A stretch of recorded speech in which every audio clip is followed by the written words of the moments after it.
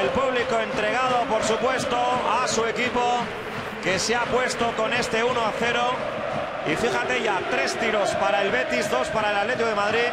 Prácticamente en los últimos minutos los acabamos de ver. Y esta era más clara, realmente. O sea, era una muy buena opción de gol. Y esta vez Asenjo sí está providencial salvando.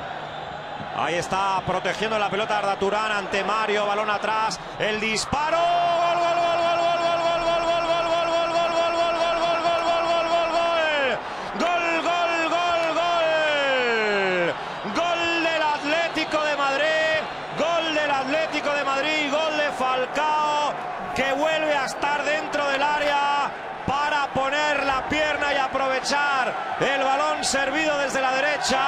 Ahí vemos el casi remate buscando el segundo palo que convierte Falcao, desviando el zapatazo de Raúl García y poniendo el pie el colombiano para igualar el partido en el minuto 28 de esta primera mitad.